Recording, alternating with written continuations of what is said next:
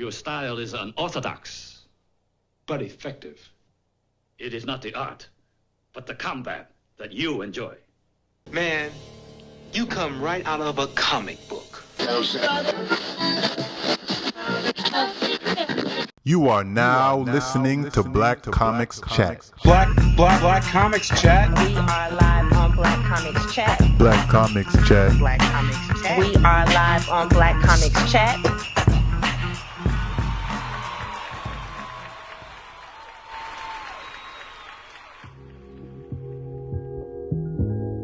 Hello, internets. What's good? This is Marcus Kwame, and you are listening to the Black Comics Chat podcast. Black Comics Chat was started in 2014 by author Thelonious Legend, and it became a podcast in January of 2015. And we've been rocking it ever since. Be sure to join us every other Friday for our live show and Twitter discussion. We've had some incredible guests so far, people like Afua Richardson, Sean Pryor, Joseph P. Illidge, Eric Dean Seaton, the list goes on. So without any further ado, we're about to get into this episode. In this episode, we spoke with Eric Dean Seaton, creator of the brilliant comic, The Legend of the Manta-Magi, and it was a great conversation as always. Hope you enjoy it. Peace.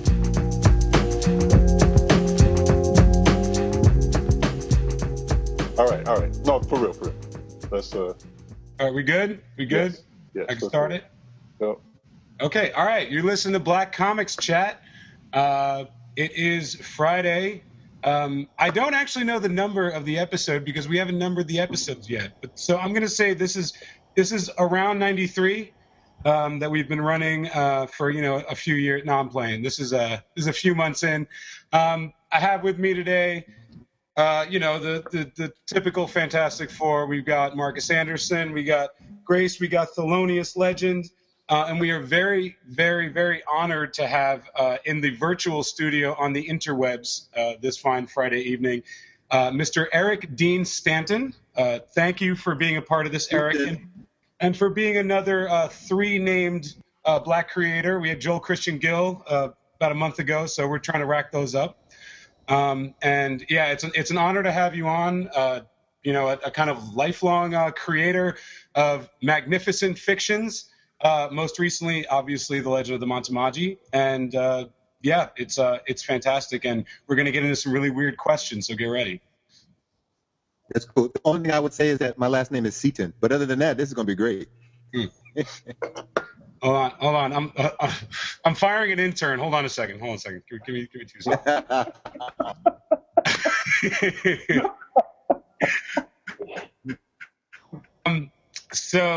I think everyone here in the chat is pretty well read on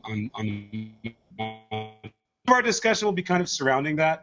I wanted to preempt that discussion with a particularly strong detail that I was not aware of, that I saw in an interview that was casted over on the Black Nerd Girls website. Big shouts out to her. That you actually had, I guess, earlier either started your career or early in your career, you worked on the incredible sitcom Living Single. I did. I was a stage PA on Living Single. It was my second job in Hollywood. And it was, I have to be honest, my first 4 jobs were all shows that were my favorite shows. And that was one of them. So it was great. What else was in the making? What other shows?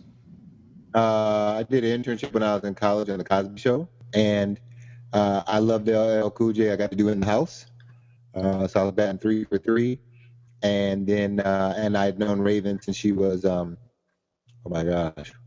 years old, and I got to do That's So Raven, and that's the show that changed my life. So. How so? That's a big lineup. Definitely, that's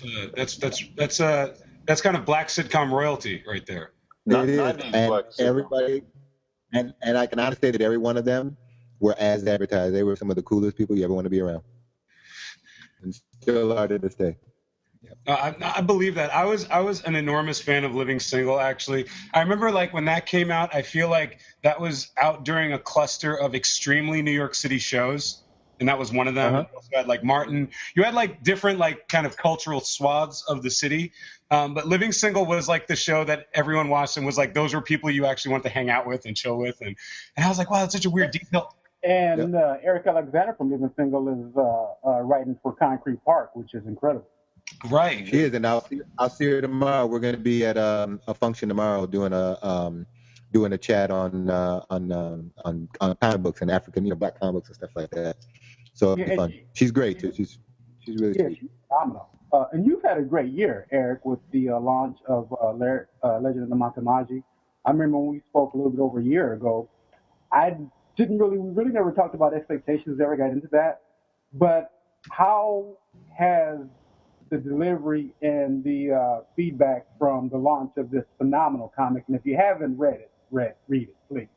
How has the feedback, have they exceeded your expectations, met them? Nah. It's been fantastic. I don't know that I had any expectations. You just kind of, we worked in it was 8 years ago. I wrote the scripts and rewrote them the whole time, and it took 6 years to make the books.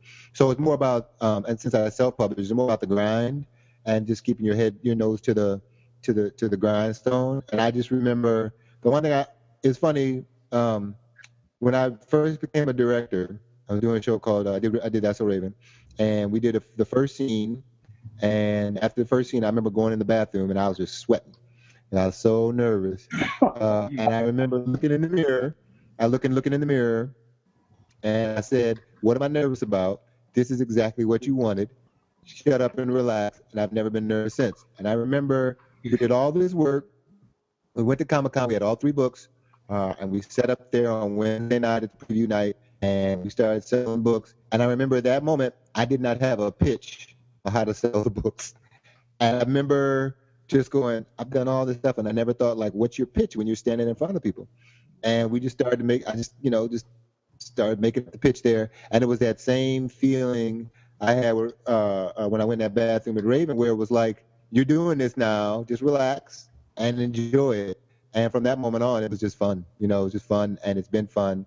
And I'm super pleased with the response and super pleased with how people are receiving the book. And it's also interesting on what people buy into, because like my female lead, Sydney, she's a very strong character. Oh, she's hot. Yeah, she's badass. And there's a scene that she basically says, "I don't need your protection," And the funny thing was, that scene wasn't written to make her sound like a badass. That scene was written because I had to logically decipher why Elijah had his mother at a place he shouldn't have been, doing something he shouldn't have been doing. But it worked to ground Sydney and to make her such a strong character. So it's great when you write something and you have one thing in mind and you do it logically, and it becomes something else entirely. It's great. Isn't that crazy how the characters pretty much, they chart their own course, and all you can do is try to keep them within the keep them on a roadmap? Yep, absolutely. But I know me and you had talked a while ago about, you made the protagonist kind of flawed, and this is a topic we revisited a couple times on Black Comics Chat, and me and Leo had a pretty good discussion about it. Mm-hmm. Because you wanted to relate it when you wanted to have a journey. Yeah. So from your inception of that journey to where he ended up by the end of the 3rd book, does that match up with your vision? It went beyond it, because there's a big thing that happens to him in book 3 with a relative of his. I don't want to ruin it for people who haven't read it. And that came from we were finally kind of working on finishing book 3, and I just felt like it was just an action book. It didn't have anything. It wasn't grounded. I remember I just took a break and I went back and read the first 2 books, and I said, I know exactly what's missing here, and what's missing solidified his journey, and totally worked for the story, and it's something people really like and people really relate to.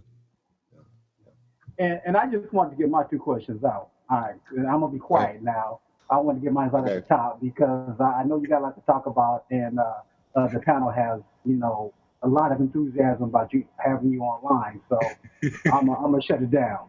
No, yeah. Thelonious gets up in the chat like, I'm just going to talk to my old buddy here. Yeah. That's my man. Thelonious is my man. Thelonious is you always got to respect. I can show you, look. This is I'm directing the Thundermans next week. And in my notepad, I'm gonna put this so you can see it. This is a picture of me and Raven the first time I'd ever directed. I carry this with me. You always remember where you began. So Theonis is where I began, so I will always remember my friend. So it's good to talk to him again. Hey, I appreciate that, man. Thanks. And you was one you and Duran, but you and Duran Bennett were like my first two comic book interviews. Yeah. And so I appreciate you guys putting me on like that and giving me a little shine. And it's a family here, so you always got an open seat whenever you're promoting something. Thank you very much. Yeah. Yeah. So Eric, I guess like a question, like the natural kind of flow of my train of thought is, you come from TV. I mean, I feel like you're still ensconced in TV quite a bit. How do you view like serialized fiction, vis-a-vis like television and such, and kind of like your bread and butter, and the serialized fiction, something like the Montamaji, which, if I'm not mistaken, did it come out all at once? Was it like a complete idea that was like fully formed in a short span of time, or was this like a measured release? No, it took a lot of time. I did a lot of research, like African history, so I could base it on stuff that's all made. It's all made believe, but I base it on stuff. So I would always write notes, and then I have like a couple email addresses. Even when I'm riding around, if I have an idea, I'll write a note to myself, and then I'll try to line those notes up. Some of them stay, some of them go. So it was a thing that kept evolving. The main thing is he had to be African American, but in going with that, he couldn't be trying to save drugs from the neighborhood. He had to be trying to save the world. Like, those were the two things I knew from jump. Because Iron Man saves the world, Captain America saves the world. I did not want to, and more part of anybody that just wants to save the neighborhood, I want to do something bigger, because we've never seen African American heroes save the world. He had to be African American, but I wasn't gonna just base it. He wasn't gonna be, for lack of a better word, black. He just had to be African American. Like, it wasn't going to be about the neighborhood. It was going to be about the world. But those are the two things that had to happen, and I never wavered on those. It hits those epic. Like, I actually think that the book is kind of it's also urban. It is certainly epic, but it's also urban. For me, like, the closest touchstone I see in it, and I don't know if this has any, if this factors into your inspirations whatsoever, but the old Disney animated show Gargoyles, for that same reason. I love Gargoyles. The fact that it's like Gargoyles. Gargoyles was great, and Gargoyles is like it's a private world. It's very New York, but they're dealing with world-shattering issues, and they're kind of having this enormous battle that's even bigger than the city that they're in. But the city is still a big part of it, and there's also an important female lead police officer in it too. So that's the only thing. Not to say that they're the same, but I felt like echoes of that when reading it. I'm honored, because Gargoyles is one of my 4 favorite cartoons of all time. I love the Gargoyles. I actually have, I think, the entire thing on DVD. Yeah, you're 100% right on a strong female character, and New York, and a world, and relating to that. And the funny thing is, if I ever became a movie director, that'd be one of my dreams, is to make Gargoyles. Yeah, totally. Oh, man. You're dead on. Oh, man. We've said it, and thus it shall come true. That's amazing. Okay. Right on. The funny thing is, for people out there creating, I say this, the hardest thing about book 1 was there's 2 ways to do a story. I tell people this, like, if people, and this now I believe it, but I didn't. If you remember Gargoyles, it started right away with something happening, and then it flashed back and told, thousands of years ago, wherever it was, 100 years ago, where the Gargoyles were, and then came back around. Well, when you start off a story, like if you have Spider-Man, Hulk, Batman, you can start them from the beginning, because you always know that eventually, and even if you know what they're going to eventually be, Spider-Man, eventually be Batman. But if you're starting a story people don't know, you kind of got to start with him as the hero, more like Raiders of the Lost Ark, and then go back. And for the longest time, I refused to do that. I wanted to start like Batman, Spider-Man, and finally I came to the realization of, like, people don't know what this is. You got to show them something. So there's always 2 ways to start at the beginning. So it came from that, it came from Gargoyles. It came from, putting your ego aside and saying, I want to tell this way. And like, but what are people going to respond to? They need to see something right away. and that's why I changed it. I think of all the comics I've read, you probably use flashbacks as well as I've ever seen. A lot of times flashbacks, they take you out to here, now they take you out to action and slow things up.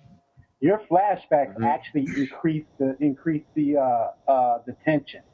And I'm thinking, wow, that I don't know if that came from your director background or from just years of reading comics, but I just really love the way you intertwine the flashbacks, and it enhances the story as opposed to stopping the action, which I mean it's a skill because not everybody can do it.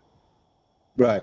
No, funny thing is that did not come from directing, because if you think about a movie or a TV show, well, TV shows, they'll start at the present, and then as the series goes on, they'll start to do flashbacks. They won't do them that soon. But in a movie, every flashback is 2 sentences. You know, they'll spend 2 sentences or 3 sentences or a page, you know, doing everything, and you never see the flashback.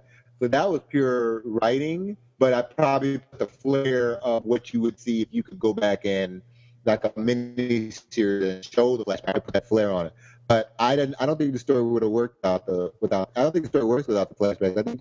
I think because you're introducing a whole new world, you have to see that world.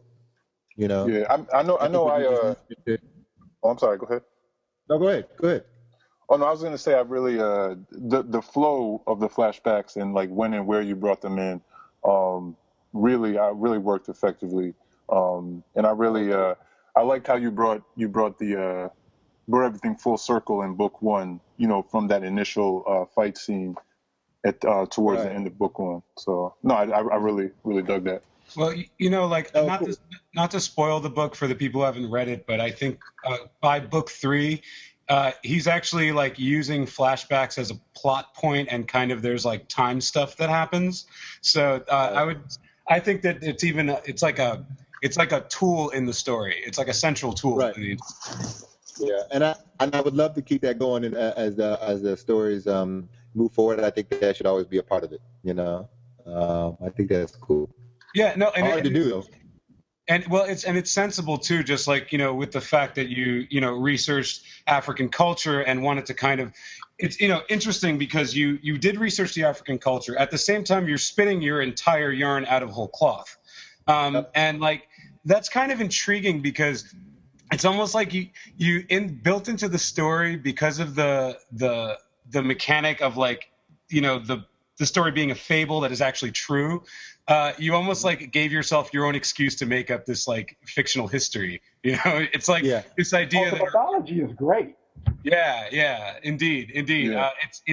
It's really important, and it's interesting because, like, it's not like every 30 pages you're treated to it. It's just always there in the background. Sometimes it's close to the forefront of the narrative, but other times, like, it's just there in the distance.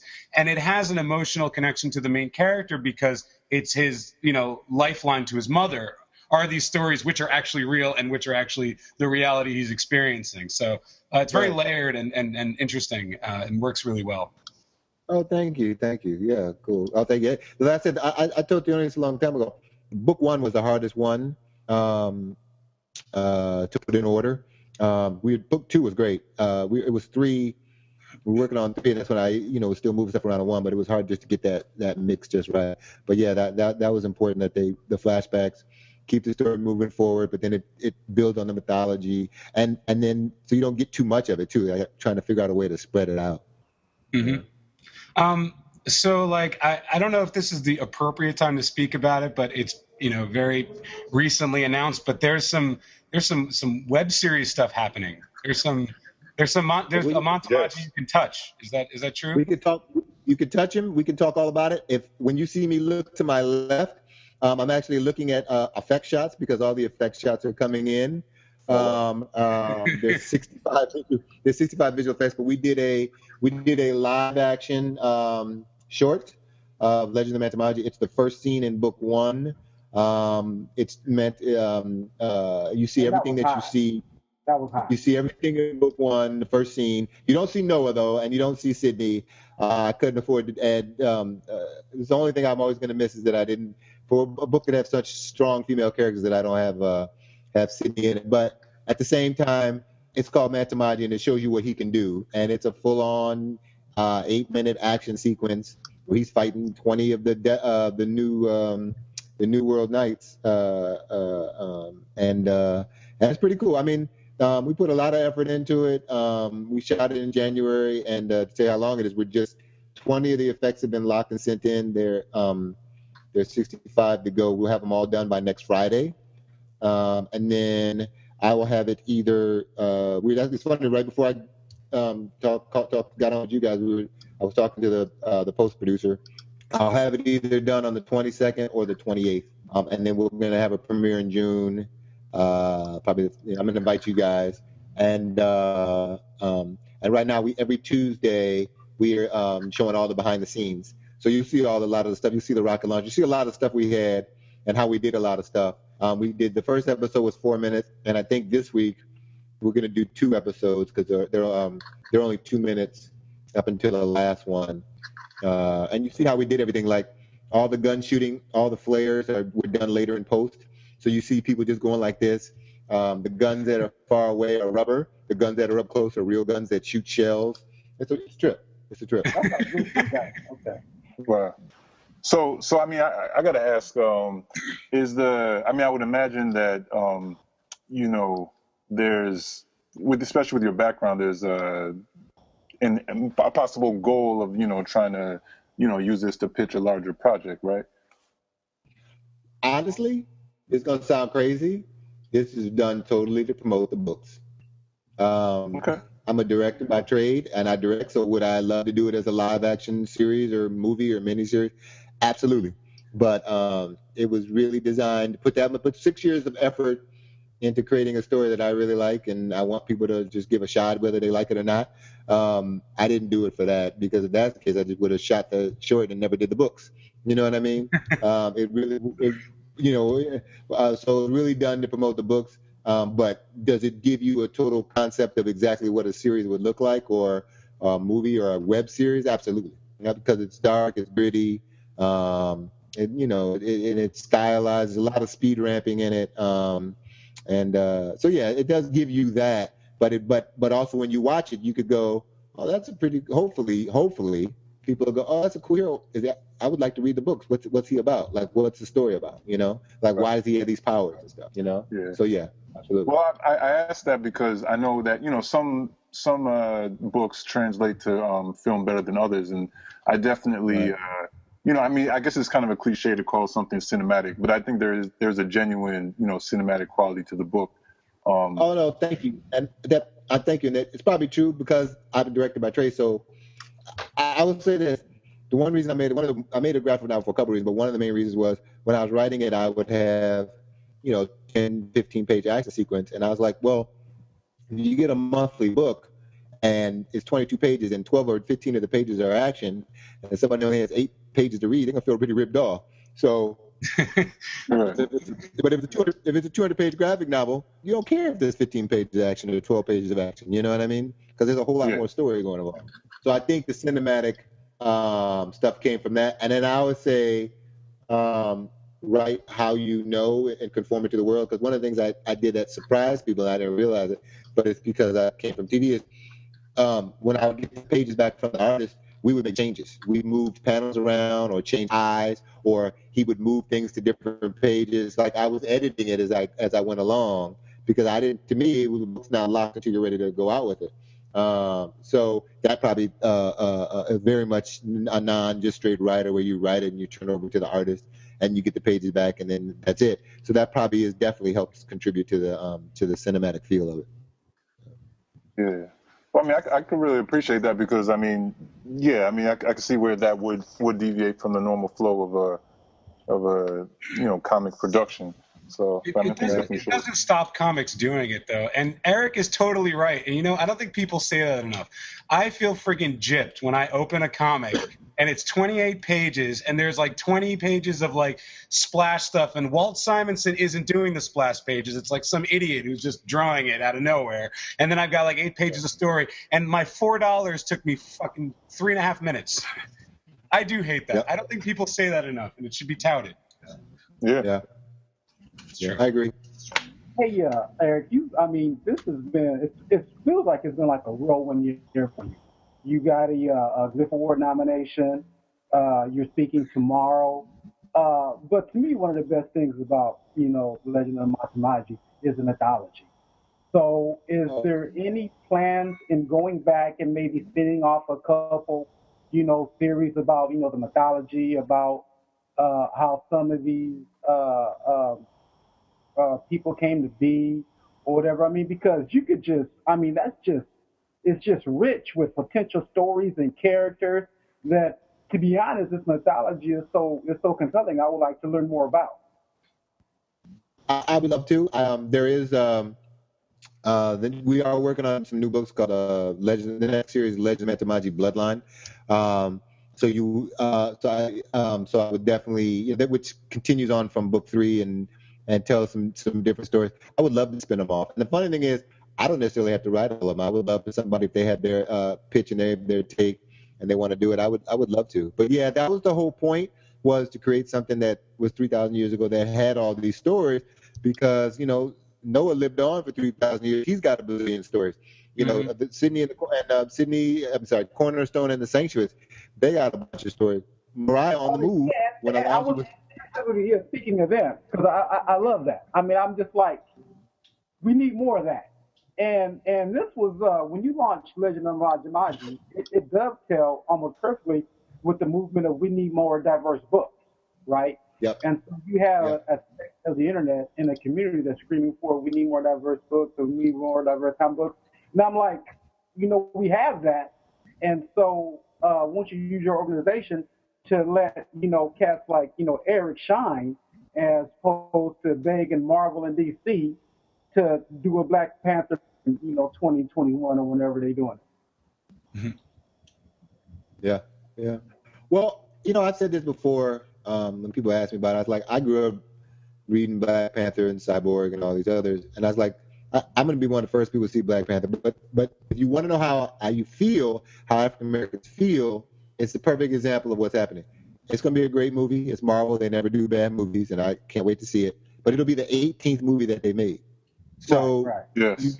you get that. They made a movie about a talking raccoon and a talking tree and a man that can communicate with ants. Before Indeed. They made a movie about a and black man. And it got man pushed back because they brought Spider-Man on board into the family. Right. So as great as Black Panther's going to be, the feeling you get is like, we're not number 1, we're not number 5, 10, we're number 18. Right. And on the DC side as well, I mean, Cyborg his release date is similar, Right. So they're going to be great, but that's just the feeling. Like, you just don't get a feeling like you're important. Yeah, and so I say that to say this. I'm tired of people, moaning and complaining about how Marvel and DC, don't love us, when you got cats that are out there putting in work, that have their pulse, they have their finger on the pulse of the people, and a lot of cats aren't even reading them. And so, for everybody that's listening right now, you are complaining about Black Panther, about Cyborg. What you need to do is support cats like Eric, support people like that's doing Concrete Park, Snow Days, and let your money fund the change you want, as opposed to making up new Twitter feeds to be mad at Marvel. All right, I'm through. Well, it's society. To me, it's a society thing. Everybody wants to be included, and so Marvel and DC are the big dogs. We all ran to see the Avengers last week. We want to be included. We want to see. It goes deeper. It goes deeper than that. So I understand it, but that doesn't mean you have to turn your nose up at me or Erica or other people that are creating books. You should embrace them too. That's where the divide is. Nothing wrong with wanting Marvel and DC to have more heroes and do more heroes. It's that nobody, they got to push for the other ones too. That's the thing. And I still get it at the convention all the time. You're like, oh, everybody's so surprised. Oh, mm-hmm. You should be excited, and then they're excited and they buy it and all that, but they just don't see it. They just don't see enough of it. Well, you look at what Ava DuVernay is doing now with her organization, African American Film Movement or whatever, and so right now she's controlling content. She's also working to control distribution, and it's a grassroots effort. And so I guess my argument is, if we put forth a little effort to support artists like you, like Eric Alexander, like Marcus, like Leo, then we'd have more choices as opposed to saving all of our dollars for DC and Marvel and complaining that they throw us crumbs in 2021. So. Yep. And I say this, and I mean it. You can go to every convention. You'll never see anybody wearing a shirt with an African American hero on their chest. Yeah. I need to get. You got any swag? Can we get? Is there any? I'm getting me a Legend of Matamani. You had action figures, right? I mean, I think I saw. Those were just some prelims that a guy made off of some other figures. No, we don't have figures yet. We need to get some T-shirts. So if anybody out there knows how to make T-shirts or is interested in doing T-shirts, let me know.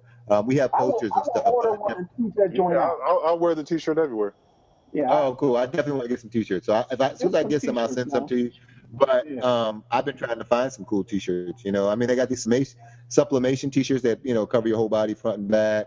I don't know if that's the style or whatever. I would love to do it. You know, that's something I would definitely want to do. So if anybody's out there, contact me. I have a feeling that there's a listener who makes T-shirts. I feel like there has to be. Oh yeah, I mean, and we have I think there's a listener. There's a T-shirt. There's a T-shirt person out there in the audience in the Twitter. Eric. Yeah, and you know we got 2 signed copies for some of the most avid tweeters on the internet tonight, and I've already been hit with the first winner. So, I know. Oh, cool. Wow. Yeah. So Teresa's actually on the tweet. Okay. And she said the first winner of the signed copy of the first edition of Legend of the Matamaji is Richmond. I'm not even gonna try to pronounce this, man. It's Richmond _EKIYE. Well, let me go ahead and tweet that out, man. Congratulations, bro. You get a signed copy of Legend of the Matamaji. Spread the word, man. We appreciate you listening in and supporting artists that are doing great work like Eric Dean Seaton. Keep listening, and hope to hear back from you soon. Sweet. Oh, that's awesome. They're winning things. We got announcements. Someone's going to make T-shirts. This is exciting.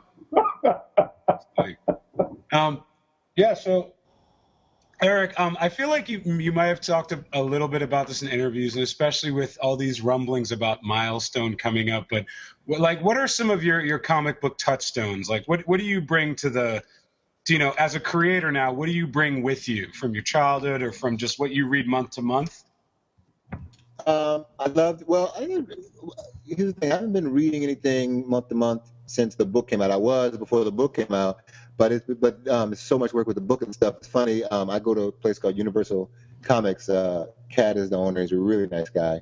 It's by where I live, and I haven't been there in a while. I need to go back, and I used to go there every Wednesday. But the things that I brought from my childhood growing up would be New Teen Titans.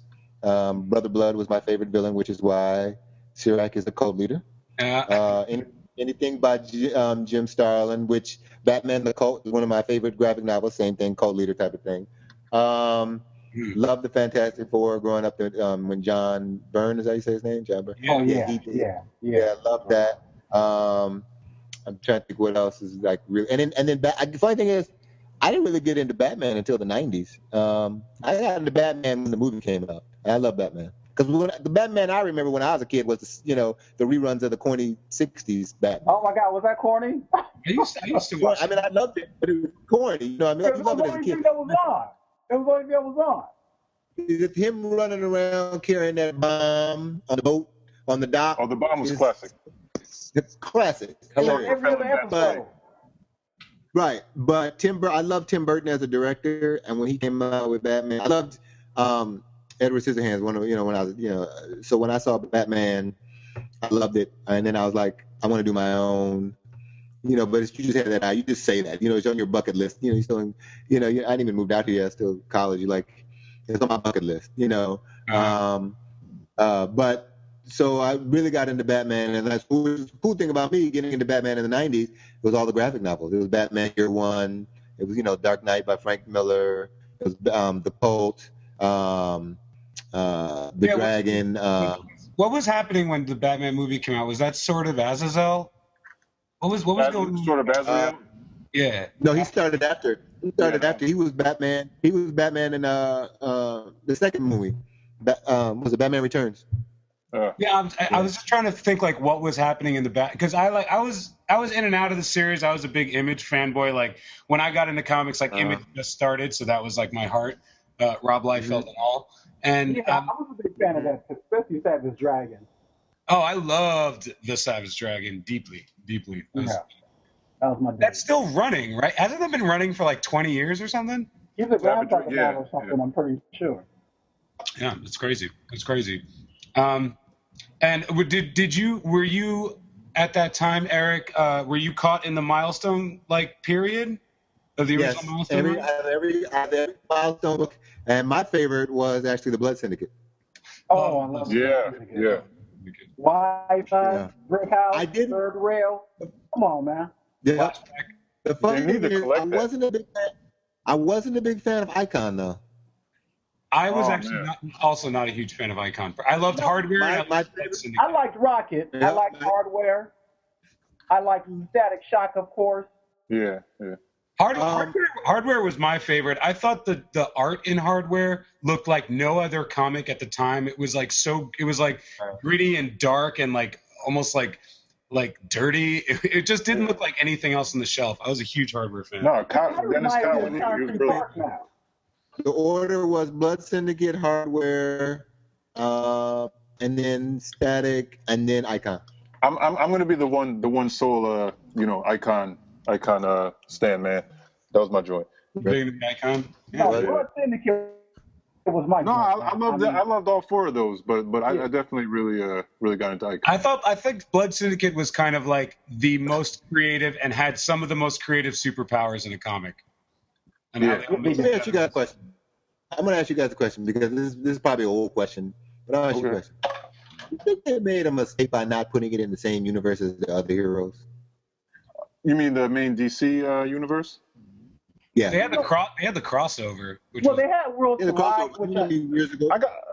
All right. This is how I feel. I feel that I don't know if you guys have come across that really terrible Superman with Brother X or whatever his name was, but there was this issue where Superman went to the hood, and it was really embarrassing, and I almost feel like that's kind of what you get when you try, which I think you were saying something to that effect earlier, when you were talking about where you chose to set your book or how how you chose to position the characters. I feel like DC.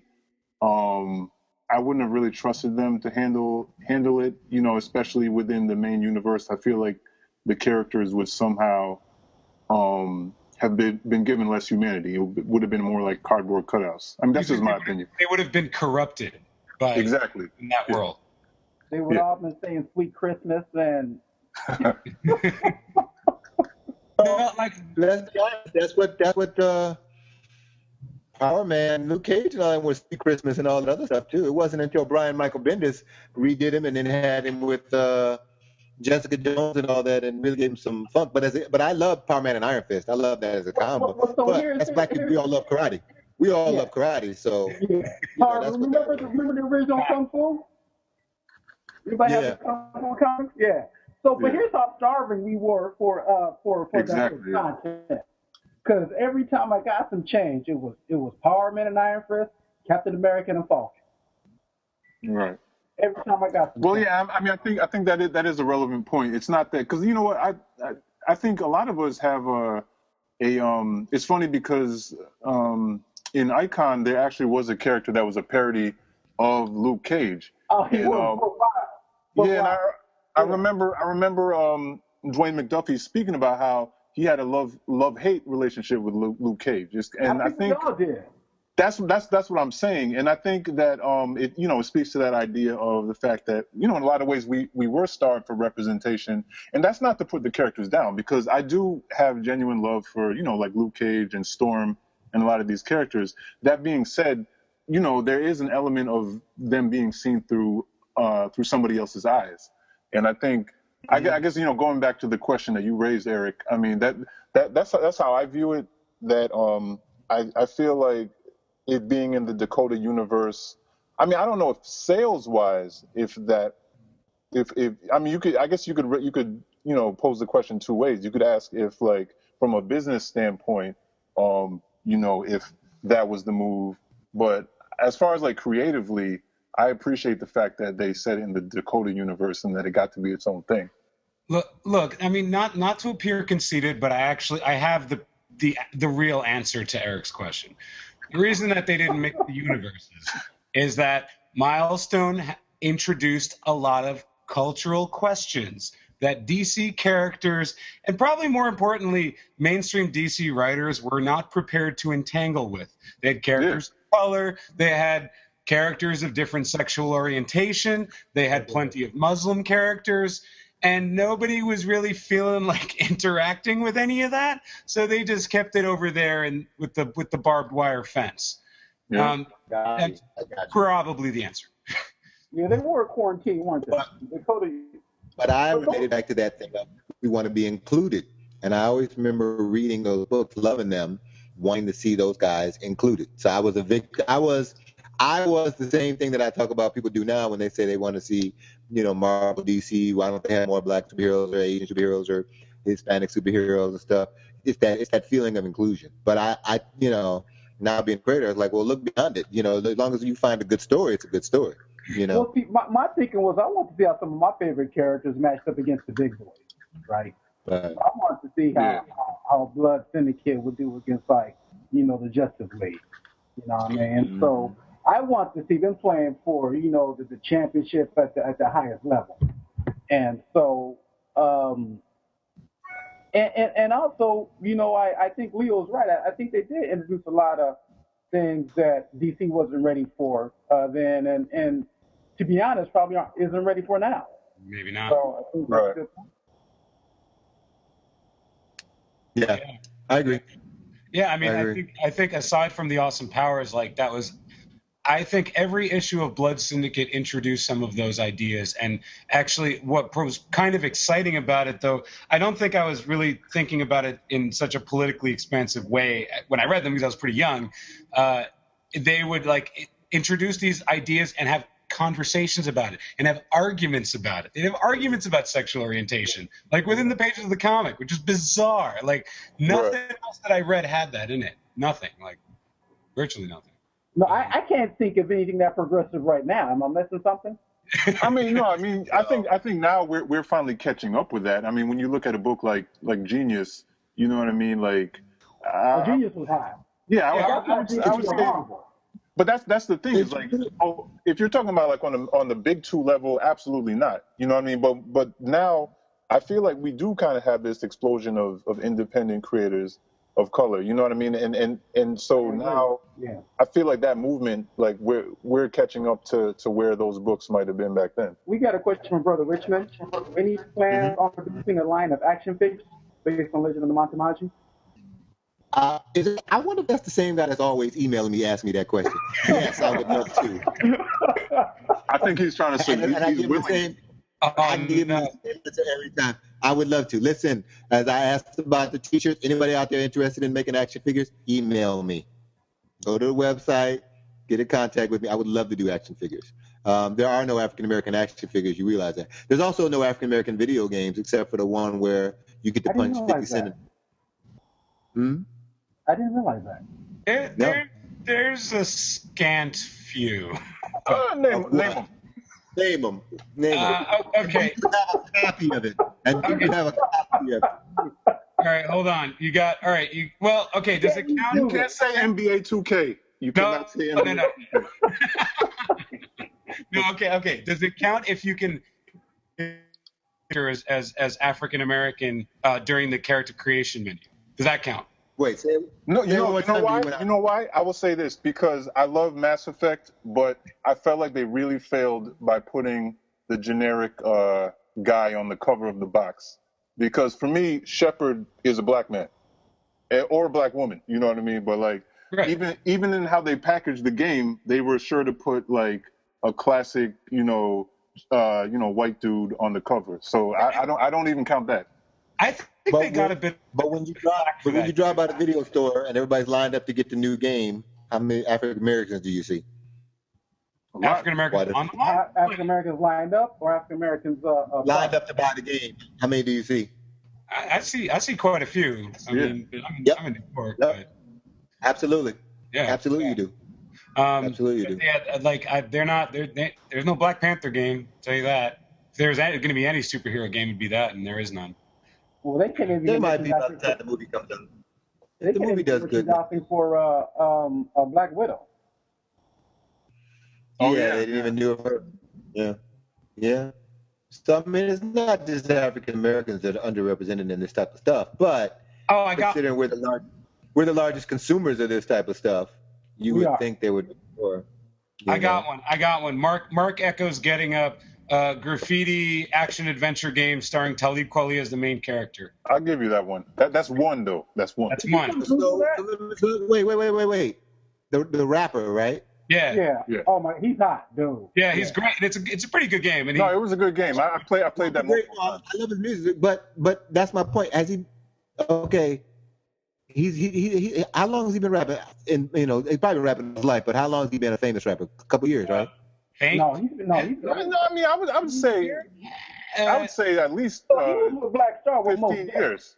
I'd say he's been famous for like 10, 15 years. Okay, all right, okay. He's like, I mean, but that's the only one. That's the only one. A rapper. There's no superhero. Well, he was the voice. The character wasn't supposed to be Talib Kweli.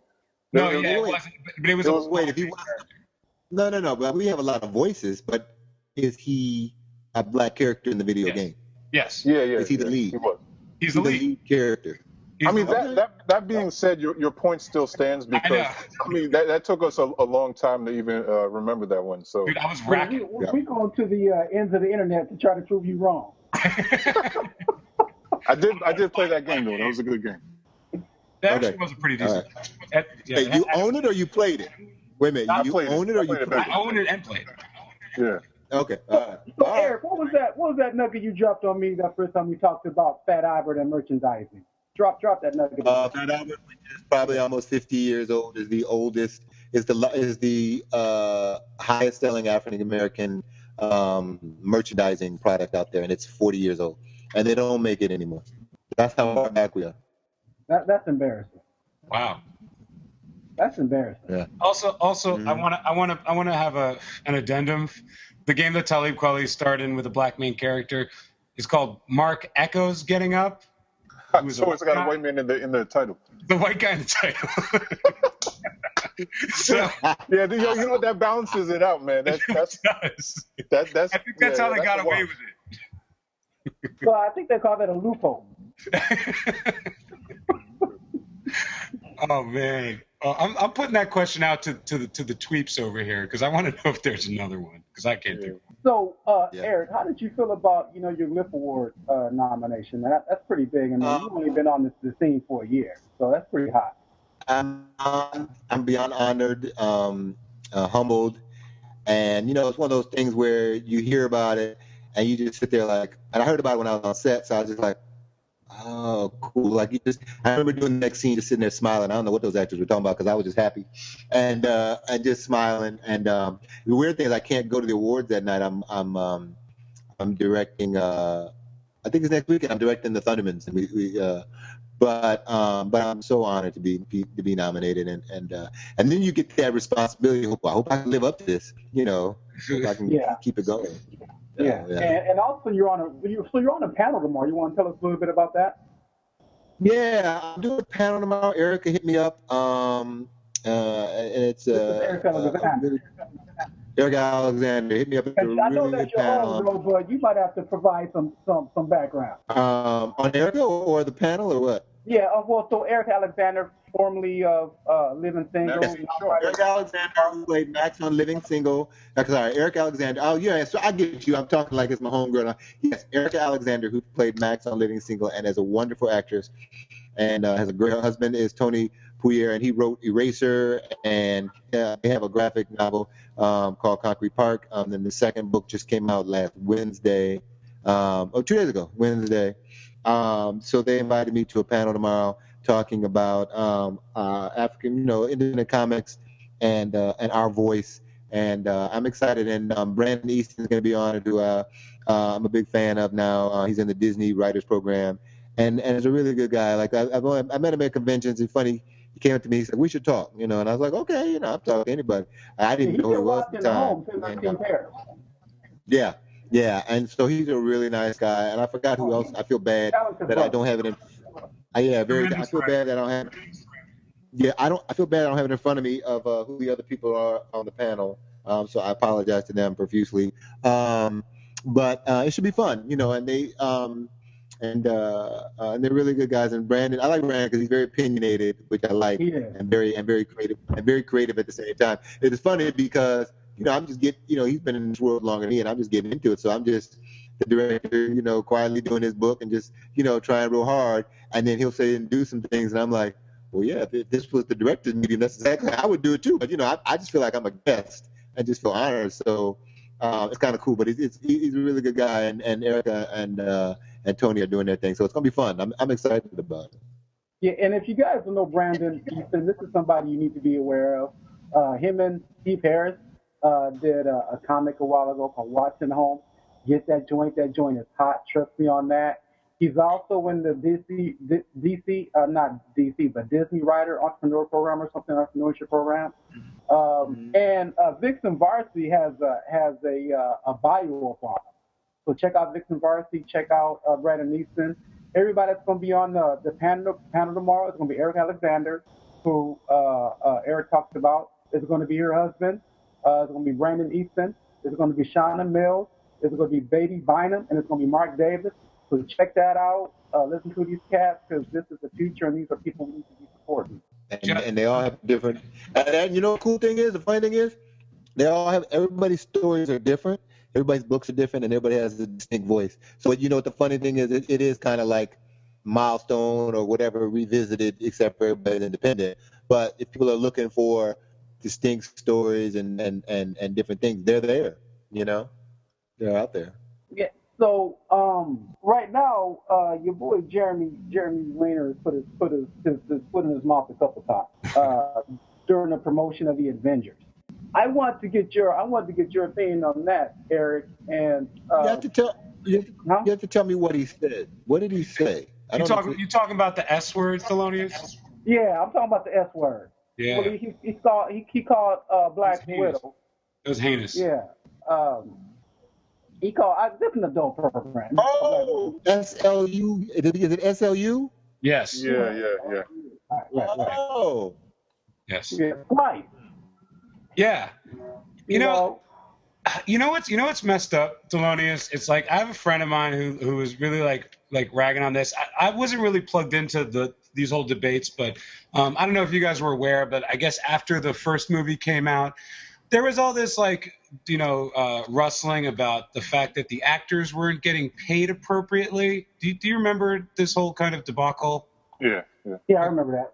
It's like the actors needed more money for the thing, and I don't really lionize or idolize the people who are wearing the spandex in these movies. I honestly don't, and I feel like that interview, to be extremely generous, was two idiots who don't have a fear in the world, right? Or fear in the world at all, and they'll say anything they want because they're completely bulletproof. Well, so my thing is, you working for the man, so that's how come Terrence Howard is no longer in the Marvel universe, right? Mm-hmm. You can make demands. Because you only work what somebody pays you, right? That's your value. But you gotta have a backup plan. Hold on, let me ask you a question. Why do you think Terrence is no longer in the Marvel universe? He said he wanted more money. No, well, I don't know that that's the true story. What's the true story? My interpretation of the story was that, remember Robert Downey Jr., that was his first big thing. Robert was getting maybe $1 million. Terrence was getting $5 million because he had just got nominated for an Oscar. Right. So when it was time to redo the next movie, they wanted to drop his $5 million down to $1 million because the movie had made so much money and you just need Robert Downey Jr. And I think he put up a fight over taking the $1 million. And I think that's why he got the push. I don't think he was asking for more. I don't think he was asking for more money. And I'm not there. I don't know if 100% sure. I don't think he was asking for more money. I think he was asking for the money due. And they realized, because they didn't know that movie was going to work. They had hoped. and they didn't know it was going to blow up to the length that it did. And to be honest, it's probably still one of the top four Marvel movies that they've ever made. So Iron the Man, movie first made Iron more Man was- money than they expected, and they decided to give them less money. Yeah, I think that's how it went. That's what I thought it went.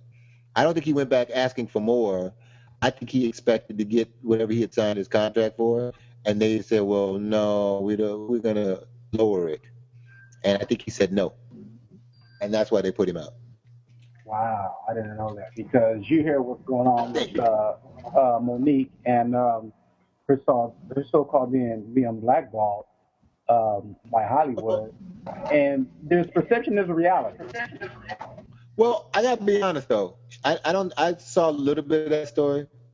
She said she was blackballed by Hollywood, but the role she was up for, they gave to Oprah. I mean, are you gonna give it to Oprah, or are you gonna give it to Monique? Do I have to ask? And I don't mean that. I don't mean that. Listen, I love Monique. She's a wonderful person. I worked on Parker. I'm saying this from a business standpoint. If you're a corporation and you're going to spend $30 million to make a movie, and you can get Oprah in the movie, wouldn't you take Oprah in your movie? That's a rhetorical question, right? Yeah.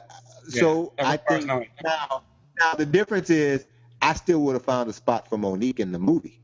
You know what I mean? To me, it's always either or, and they always try to make it either or, and it shouldn't be either or. They do that with us as African Americans. It's always either or. You know, in the 90s, well, not the 90s, but in the early 2000s, when they would make a movie and they would cast somebody black, they'd always get a rapper. They wouldn't get an actor, because they're like, why not get this rapper? Because they bring a certain box office. They bring money. If we're going to have somebody black, let's get a rapper, because they're going to bring an audience. They're going to bring something more. Well, so they did that with Tyler Perry, and when he won the role out against the brother from Britain, when he beat out the cat for Alex Cross. Because right, but Tyler's huge.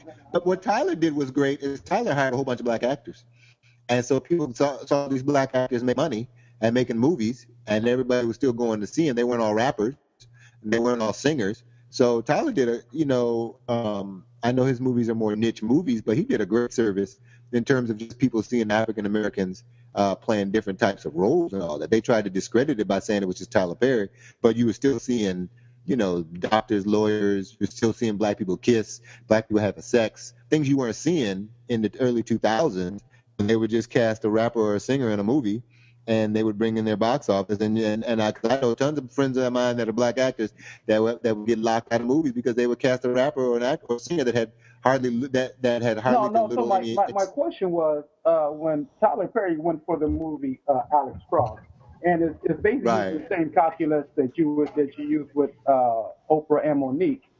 He went up against Idris Elba, and I think a lot of people would have thought that Idris Elba would have got the role, but they gave it to Tyler Perry, and I think the calculus. Tyler's way bigger. Huh? Tyler's way bigger than Idris Elba.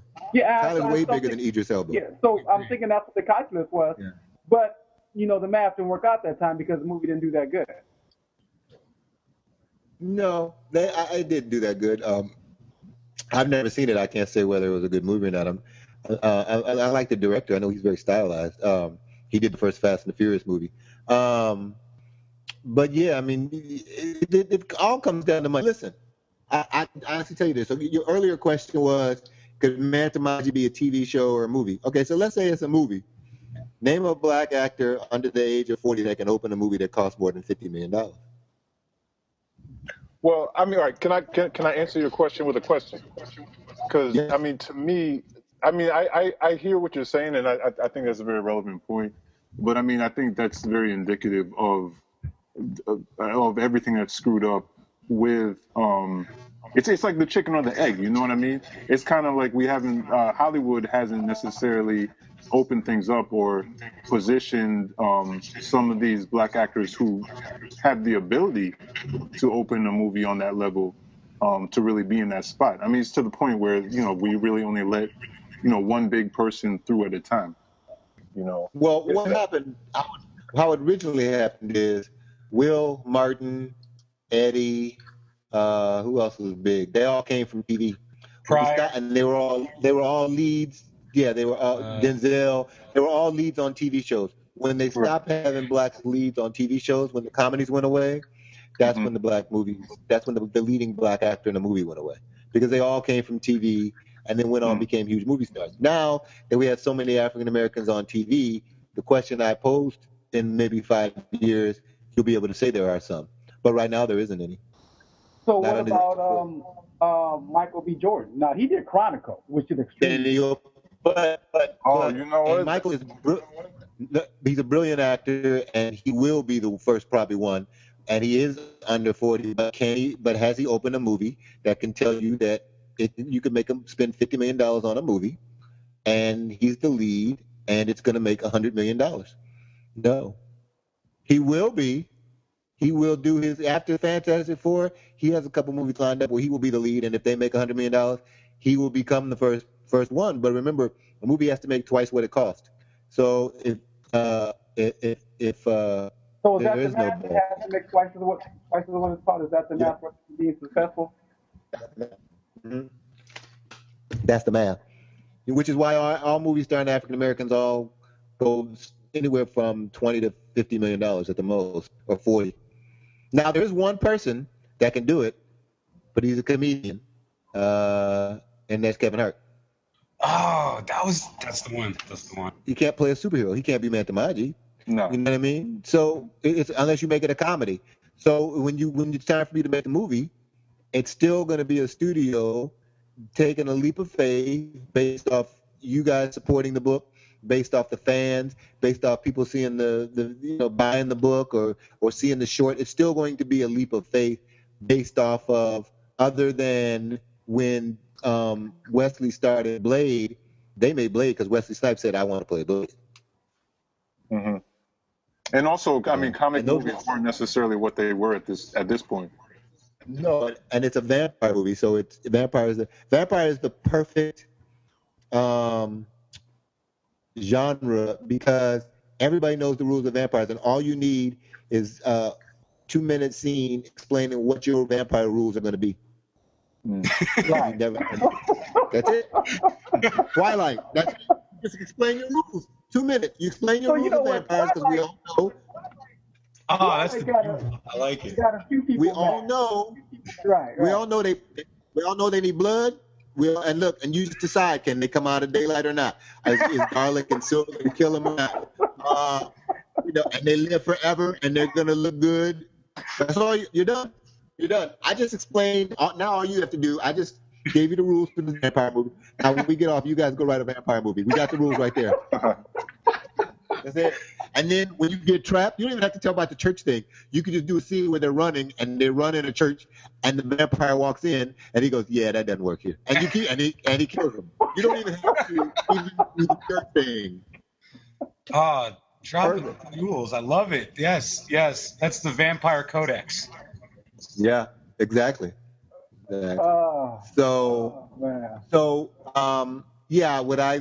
that's why when you asked me a question about movie, TV show, I want to sell books. I would love for it to be anything, and hopefully I'll sell enough books that, like J.K. Rowling, you sell enough books, it doesn't matter who you get as the lead, people are coming. You know? And so that's the path that Big Boy George R. Martin did, because he was a writer for Beauty and the Beast back in the day.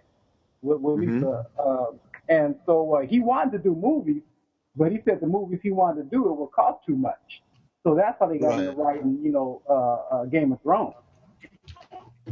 Right. And boy, we watch that every week. It's the only show my wife cries at when somebody dies. I can't understand it. So she crying every week because he off people, dog. I mean, the Red Wedding. She cried so hard in the Red Wedding. I looked at her and said, "You realize this is a TV show, right?" Well, you're hardened by the business. That's right. It don't faze him anymore. No, I love it. I love it. But it was so excessive. I was like, what is happening right now? So there's something funny in the house. Yeah. So he killed everybody at the Red Wedding. He killed everybody.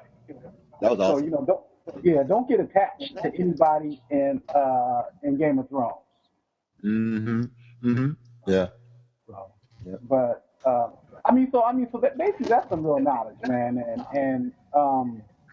What about going the independent route and self-financing? With the special effects for Legend of Montemaji, or would they be too much to overcome to independently finance? And also there's distribution, I guess.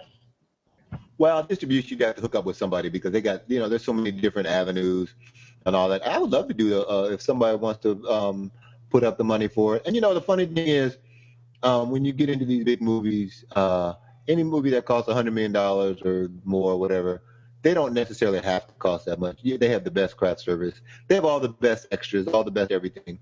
Even doing a TV series, if it was a mini series and all that, I would do some things differently. If it was a mini series, it was a limited series.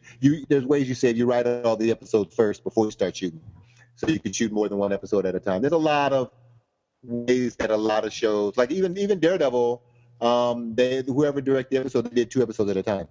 No, Daredevil didn't look like. I mean, I'm not trying to downplay its production value, but it didn't look like it cost like $10 million an episode or whatever. It looked like it cost $5. For that.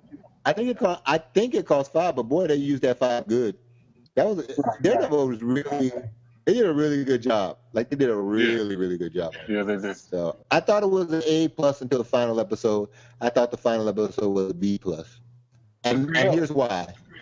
And I'll tell you why. And it's because, and it's not because it was bad. It's because they had created such a great first 12 episodes. Mm-hmm. That fight scene in the final episode. That fight scene in the final episode wasn't better than the fight scene in the first or second episode. And they followed logic for 12 episodes perfectly. But if you guys all seen it, I'm about to ruin it if you haven't. No, it's all right. Ruin it. All right, so in the 13th episode, they thought they won. They're in a bar. They turn on the TV. They see the Kingpin getting, on the road, getting in a shootout. They go get cabs. This is New York. He takes a cab to get the suit. And then, I don't know how he then took a cab or whatever it is to catch up to the Kingpin. He'd have been gone by then. Only by the logic of the first 12 episodes. Okay, right. Sure, that was by the logic they set up. Do you make an allowance for the fact that Kingpin kind of had to, stop and talk with his girl?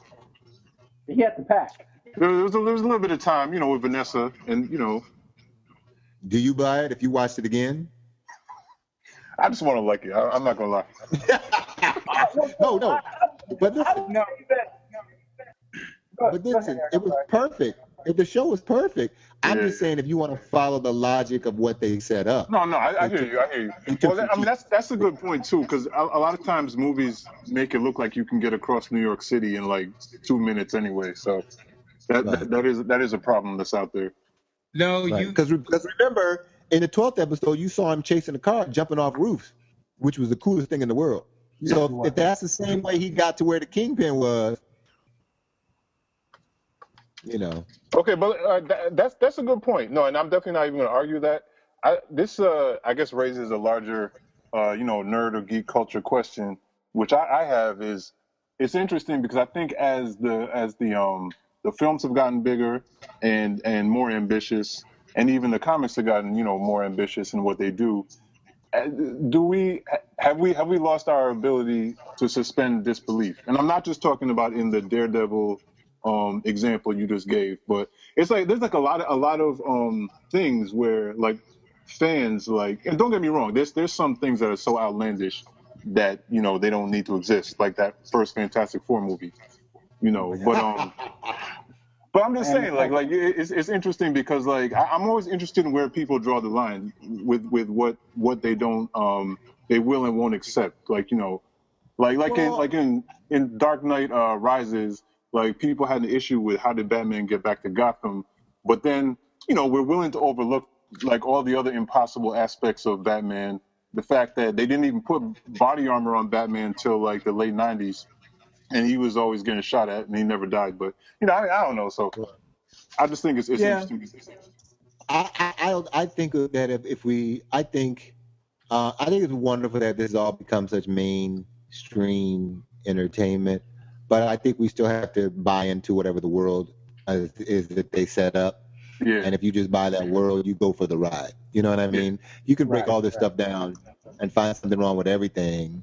And my that's why I preface my thing about Daredevil was still perfect. I'm just saying if you wanted to follow the rules that they set up, they changed them. But So they changed their own rules. But would I be honored if Mantomaji turned out half that good? Absolutely. You know what I mean? So that that point, you know what I mean? Like, actually, I do think if you could get that I don't think I'm the. Pardon me? No, I was just going to say, I would love to see Mantomaji with the same team that worked on Daredevil. Oh yeah. Oh, it would be. That'd be hot. That'd be hot. We got commercial break. We got another winner of the signed copy of Physician of Manamaji, 3 Black Geeks. Thanks for listening. Thanks for tweeting, guys. Get with Charisse, and she'll get you your signed copy. Okay. Which one of the 3 Black Geeks? I don't know. Whoever tweeted from the Yo, account. they're gonna have to fight it out with a pool stick. No, they all got to share it. It's going to be like that Simpsons episode with that copy of Radioactive Man #1. Yep. It's going to be like that in the treehouse. Yeah. Don't break the pool stick, y'all. So before we leave Daredevil for 1 second, am I the only person that thinks his suit looks stupid? You could beat on me if you want. I think his suit looks dumb. Well, all right. I thought for what it is, I mean, like, I don't even know how you bring Daredevil's suit to life without it looking a little weird. He looks like a fucking Power Ranger, dude. He looks like a Power Ranger, like, motorcycle stunt rider. That's what he looks like. Well, having made one for Mantomaji, those things are really hard to do. So I thought it yours looks good. better. I've seen it. Yours looks better. On camera. On camera, maybe. They're hard. When you see them in real life, it's a trip. It's a trip when you see it in real life. Not like we're gonna have it at San Diego Comic-Con, so it'll look good. It's on the statue and all that. But if you would like to come by my house and we were just like breaking down piece by piece what it was made out of and how that, those guys are so creative when they make those suits. It's so creative. So it's a trip. Like the underbody is a wetsuit. Mm-hmm. You know, like and everything's glued onto that. So those are hard. They're hard to do. No, well, no. On camera, they look really good on camera. You need a very gifted, mentally disabled person to make them. I think, right? Isn't that what happened in the show? Isn't there? I'm not sure what Melvin's diagnosis is, but he's got issues. He's got challenges. Yeah. I like the Daredevil suit, man. I mean, yeah. I mean, so I like, but to me, I'll suspend disbelief if the writing and the acting is good. I give people more leeway. Yeah. But I thought the suit was good. I mean, I'm not gonna, I did notice the cab thing. Now I got to rewatch episode 13. Thanks for that, Eric. But I thought the suit was good, and I like that it took him to the 13th episode to show it because he was getting beat down like every week. I like that too. Yo, but that's what I love because I mean that's the whole essence of Daredevil, man. He's the guy that just is the man without fear. He just doesn't give up, and like I think I love that. When I was a kid, I love that. When I was a kid, my dad used to watch a show called The Rockford Files. I don't know if you guys ever remember. Yeah, I know. And he used to get beat up every week, and it made it so real. Before then, the good guy would take a punch and just knock everybody out. And he used to get his butt beat all the time. I love that about the Daredevil. I thought that was great. Yeah, that made that second episode scene just so real, man. Like, absolutely. He barely pulled that off. I tried to do a little bit of that with the Mantomaji when you see the rocket launcher. Like, the body armor protects him, but they are susceptible because if you've never been hit by a rocket launcher, you don't know how strong you need to make your suit. You know what I mean? Like, you don't know, it's only as strong as his mind. So hopefully some stuff like that can happen in the series. He can't be beat up, if it's somebody that's strong enough or he's not ready for it. So, yeah. So, Eric, let me ask you about that power. You had, from a fan of comic books, you had basically a catalog of powers that you could have drawn on for your protagonist. Why did you choose to go with China, power that's enhanced or strengthened by the discipline of your mind? Because I did not want to get too fantastical. I wanted to keep it grounded with some sort of thing. And the mind, well, The mind thing is because he had to have a weakness. You know, I've said this in many interviews. When Superman was created, he couldn't fly. There was no Lex Luthor, and there was no kryptonite. So he'd be pretty boring. You know, when you create a hero, he's got to have a weakness. So here I am creating this guy with body armor, and I go, well, what's his weakness? And I was like, what's the greatest weakness of all of us is our mind. You know, we when we quit, when we're trying to do something and we quit, when we're working out and I just don't feel like today, and then we don't work out and we don't see the results later on, we weren't doing it, or we're in a tough situation and we start robbing. It's all mind. Everything's in our mind. So that's why his power was from his mind. It kind of reminds me a little bit of a Green Lantern. Oh, because they're a legion, or the Ankh. Well, no, just being able to make tools like in book 2, he did like a bow and arrow and just all weapons. Yeah, all weapons, right. but nothing modern because they didn't have guns 3,000 years ago, and they can't make weapons that they can't make weapons that have moving tools parts. But they can whip, shield, staff, sword, flaming sword, bow and arrow, boomerang, mace, stuff like that. We about an hour and a half in. I ain't got no time limit, so I don't want to keep you. I don't know if we want to keep you too late, Eric. But is there anything that we haven't covered that you want to talk on? Any upcoming events, promotions, or everything? I would just for me, it's about go to Barnes and Noble or go on Barnes and Noble, go on Amazon, give the books a shot. You're really gonna like them. Check out our behind the scenes webisodes. As a filmmaker, if you guys are wanting to get into directing and filmmaking, we show the props, we show set dressing, we show all these things in the making of and effects and all that. So I would say check out our behind the scenes, and then hopefully people like the short when it premieres, and it'll help books and all that. But that would be my thing. All right, and so you finished 3. When can we expect something new? Well, I would do it, and I'll tell people this is another thing for aspiring creators who want to come up with a plan. So and a base, and our home base is always going to be San Diego Comic-Con. So we'll go to Comic-Con this year with the video and selling the 3 books. In October, we'll present them the first book of Bloodlines. And then they'll approve it, hopefully, and then we'll get a small press booth. So in the next summer, we'll have advanced copies of Bloodline, and then it'll come out officially in October. So that's our plan right now. It's the next book series. The Legend of Matamaji Bloodlines is the next story, because I want to delve more into the Sanctuates, more into the Matamaji, and a little more into the Enlightened, because Elijah, the Matamaji learned all his stories from his mother, but that's just her perspective.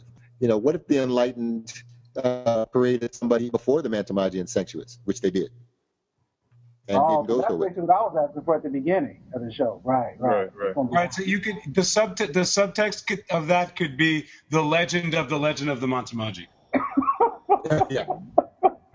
Yep. Absolutely. And then, we have to see if Sydney's powers work or not, ever. Or if she's even a Sanctuate. So is she ever going to get her own spinoff? I mean, I love Sydney. Yeah. Is she ever going to get her own spinoff? I don't know that she would. Cornerstone definitely would. I would probably love to do some things with her. I have some ideas in mind, but I don't know. I think her and Elijah are a package deal. Right. Okay. Cornerstone is great. Yeah, she's one of my favorite characters, just because she's just so she has no uninhibited thought. What she says is what she means. Yeah, I think there's a lot of room for spin-offs or other series though. Yeah. If anybody wants to write one, hit me up. Well, hold on. You got some writers in the chat. Well, you know I'm a sci-fi writer, so I'm gonna definitely hit you up. I got you on covers. Listen, variant covers. Yes. Okay. Let's do it. Variant covers, and then look, if you got a pitch for a Sydney story, pitch to me. Oh my God. Don't do it now, but pitch to me. Oh, no doubt, man. So I definitely hit you up, man. I would love to do some things with Sydney. So Yeah, making things happen. yeah, I definitely too. I mean, because I don't think there's a lot or enough strong African female characters in the science fiction fantasy genre, right? No, there's not. We're introducing another one in Bloodlines. Her name's Mecca. And basically, I can tell this part much.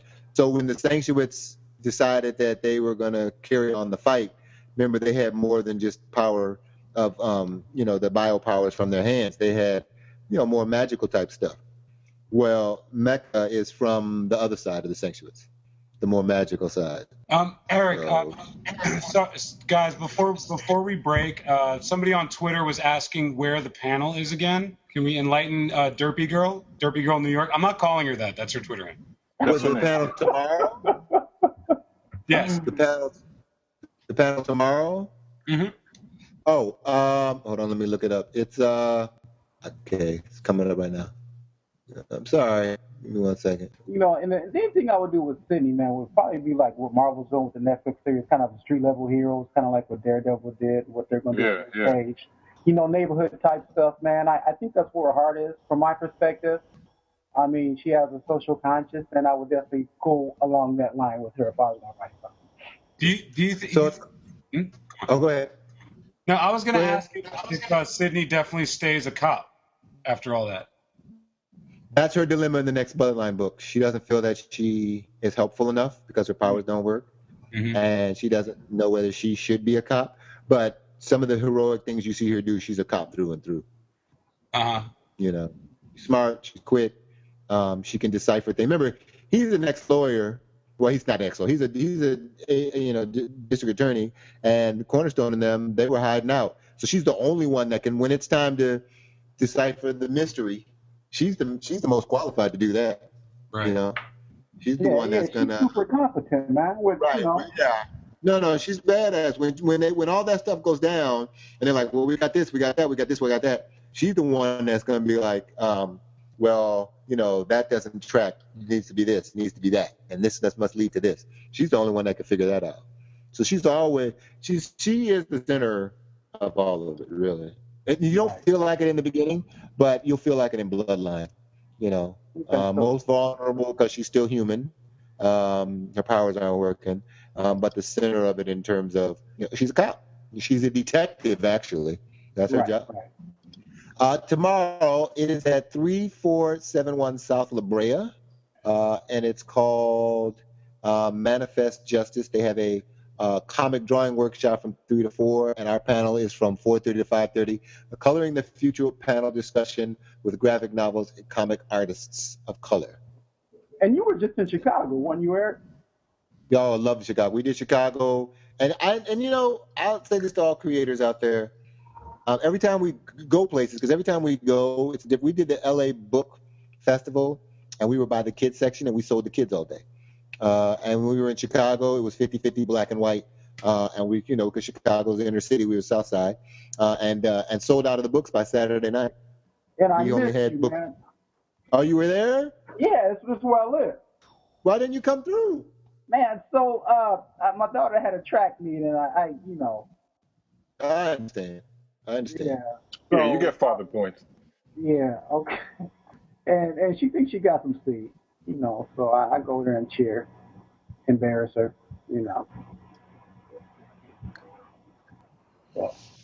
But yeah, so dude, this is hot. Bloodlines is coming out when again? Well, I would say a year from October. So we're just still working on it now. I can just talk about it because you guys have all read the books and all that. But we got a little ways to go. So. And also, here's some trivia. Blackish is hot right now. Mm-hmm. You have a relationship, or you have a working relationship or a past relationship with Cherry Ellis Ross. Yes. I'm sorry, I couldn't hear you for a second. Yes. Uh-huh. Yeah. Why don't you go ahead and drop the since it's so hot right now, I think people will be interested to know about your past working relationship with Cherry Ellis Ross, since she's doing an outstanding job on Blackish. Yeah, she's beautiful, so nice, so sweet, so funny, talented. And she was on Read Between the Lines, as director on a BT show. And we bonded. I got her out early, and we both got on the plane back to LA because we shot in Atlanta. But just such a really talented and beautiful woman. Um, yeah, she's cool and funny too. Comedy. Listen, everybody cries, everybody felt pain, and her being funny is hard. Not everybody's funny. Yeah. And she does the comedy. Yeah, she just comes from a talented family. Yeah. Well, yeah, her mother's a music icon. Yeah. And that other, what's that NBC joint that I was watching last year that you had me watch? It's actually funny. You directed a couple episodes. What's the name of it? Undateable? Right. Oh yeah, NBC. Yeah, you're muffled a little bit. Yes, Undateable. I think it just got picked up today, or is going to get picked up today for 22 episodes that they may do live. Super, super, super funny show. Are they going to have you back to direct a few more episodes? Fingers are crossed. I mean, we got along great and everything went good, so fingers are crossed. So. Yeah. And if you guys haven't seen Undateable, trust me, watch it. It's that funny. And the only reason I watched it was because I knew Eric was directing it. He had told me about it, and I watched it. And I did it for my homework because we was in an interview, and I was surprised I actually enjoyed it. I was like, this is actually good TV, man. So I appreciate you putting me up on that, man, and best of luck with getting back out there. Oh, thank you. Yeah, thank you. Yeah, I hope so. Is it a show about a superhero whose powers render them undateable? Halitosis? No, but it's a comedy with four super funny comedians and 3 really good actors, and it's created by Bill Lawrence, who created Scrubs and a bunch of other shows. And then the line producer, Randall, is probably one of the nicest, smartest people you ever want to work for. Is it on Netflix? Yeah. Yeah, I'm sure it is. It's on NBC now. It's on Hulu for sure, because NBC owns Hulu, I think. You should check it out. Yeah, it's actually funny, man. I'm not gassing it up for real. I saw a couple. No, it's hilarious. It's really, really funny, and they ad lib a lot, and they only do 2 takes. And the second take, you don't know what they're gonna say, and they're comedians. And if you watch the live episode, you'll see some of them breaking because they don't know what the other one's gonna say, and it's just funny. It's really, really funny. I'll check it out. That's cool. Actually, I think a lot of superheroes are undateable, come to think of it. Yeah, pretty much all of them. Yeah, I think that goes with the territory. Yeah, it does. Hey, so Wonder Woman was dating Superman. Whatever came of that? I don't read those 2 comics, so y'all have to put me up on that. I don't know. I'm not caught up on that right now. Oh, okay. I don't read Superman unless Grant Morrison's writing it. I don't read it. Oh yeah, I just wanted to throw out there. I think it was Superheroes in Color had answered Leo's question from earlier, and he brought up a good example of a video game character, and it was Lee and Clementine from the Walking Dead video game that came out a couple years ago. Like, I don't know if you guys got to play that, but that was a really good game.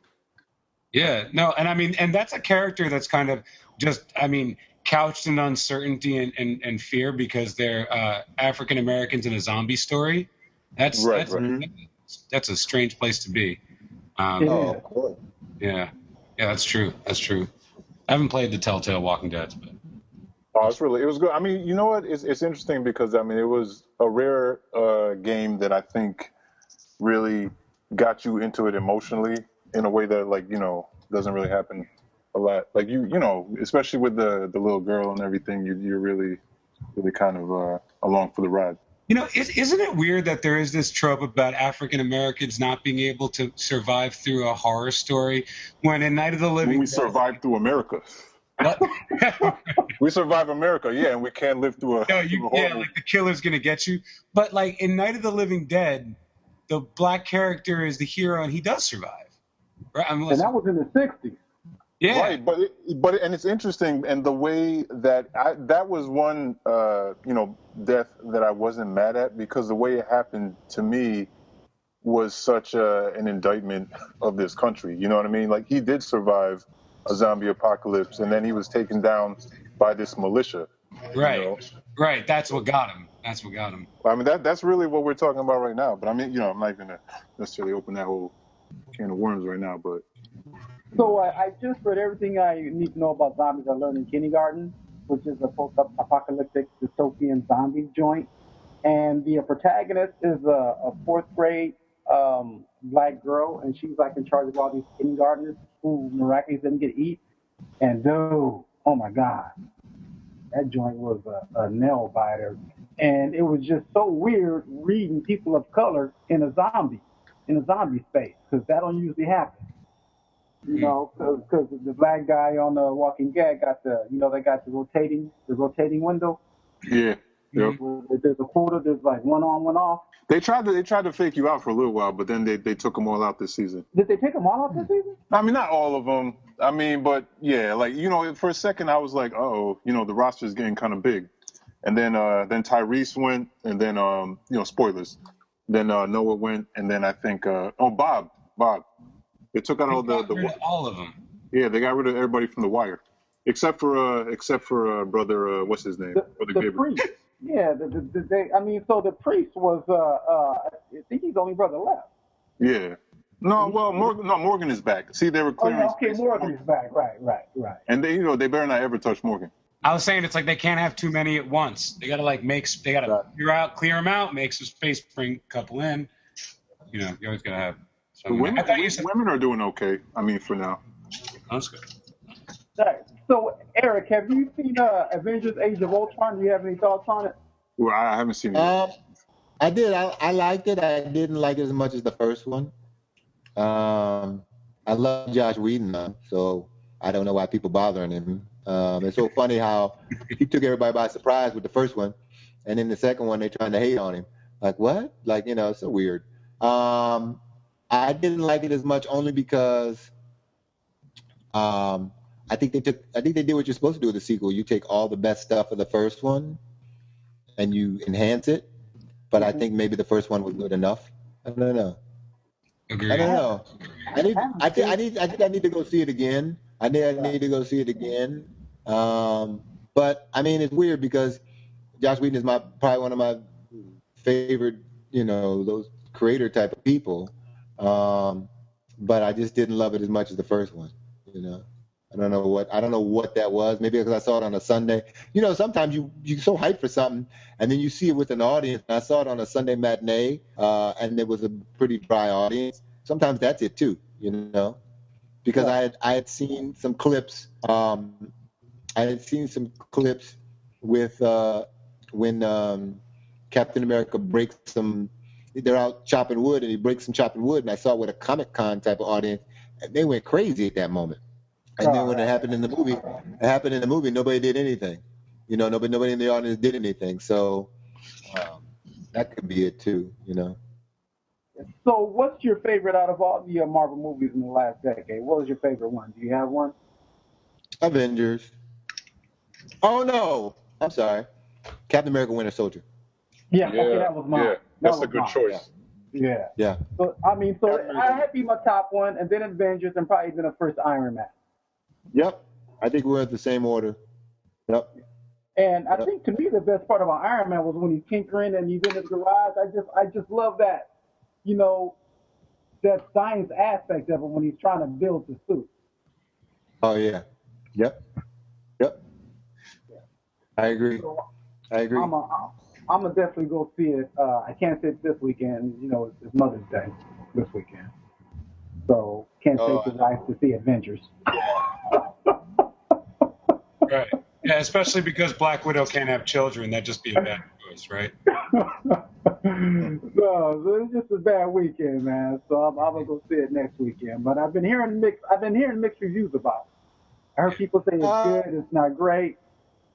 It's good. It's really good. It's just, like I said, I think your expectations, you know, part of the first one was getting them all together, and this one they're already together, you know. And then, and the part of it is the first one was funny, and that took people by surprise. So now this one has to be funny, and I think, you know, sometimes something can be too funny, you know. So You know, Jobs is really good at kind of that black humor. I mean, he did it so well in Buffy. yeah. So he's definitely refined his touch since then. But I'm looking forward to it. Hopefully, it'll still be in the theaters when I get a chance to go. All right. Yeah. All right. Thelonious, you want to wrap this up? Well, yeah, we could. It's almost been 2 hours, so yeah, we could shut it down. We're just about. I feel like Eric's suntan teeth are struggling, and I don't want too much. Yo, I don't know if you should have let that out the bag. It's all good. It's fine. For anybody that doesn't know, because these guys are so big time, I got my teeth whitened. It's painful. So if you're watching this, natural. if you want to know why I'm drinking water every 5 seconds and I'm moving my mouth around, that's why. Well, hey, bro. Again, man, it's always a pleasure talking to you, man. You're doing big things. I am really excited for you and your comic, and also for your other directing stuff, man. It's just been an honor getting to know you and watching Legend of Mathematica fly off the shelves. And I keep abreast of the Twitter traffic, and it's always popping up in my feed. You gotta read this, you gotta read this, and so I'm just like, man, this is great. This is what we need. Great. Because we talked about this, before, and be like, everybody that loves, the comic book movies, it all started at the print level. Yeah. So, this is a print level, and if we keep supporting artists like you, man, who knows what the future holds for us. Thank you. I really appreciate it. And look, you guys are in California when we had the premiere. Please come. Love to have you guys. And if not, I'll be sure to let you guys know when it goes online. You guys can check it out and everything. Yeah, definitely. Leo, Marcus, y'all got any final shouts out, man? Yeah, I mean, well, I want to shout out the fact that I'm probably going to be pitching a script to Eric Dean Seaton for something. We were given carte blanche on that, and I think I definitely am willing to give him first rejection on that. I want to definitely shout out that I went to the Bronx Heroes Comic Con over at the Borough Library last weekend, and it was awesome. I met some incredible creators. These are people that are going to be on the show hopefully soon. Some people I met were Aletha Martinez, who's an incredible artist who actually did some stuff recently with Batgirl, I believe. Rika Takashima, just a bunch. It was like a condensed con. We're talking a pretty small room, maybe like a dozen tables. Every single creator at every single table was awesome. They're primarily women of color, but other just people of color there. I met some really fascinating characters that you're going to hear on upcoming episodes of Black Comics Chat for certain. So I want to give a shout out to Bronx Heroes Con and Ekbach, who turned me on to Bronx Heroes Con. Who I think Ekbach has their con is this weekend, I think, in Philly. So people should definitely check that out. Big up Snow Days along with Marcus. We're working on big things to be continued. Yeah. Hey, thanks a lot, guys. It's great talking to you. Thanks, Eric. Thank you for being here. Okay. Have a great night. All right. Have a good one, Eric. Take care. Peace. Peace.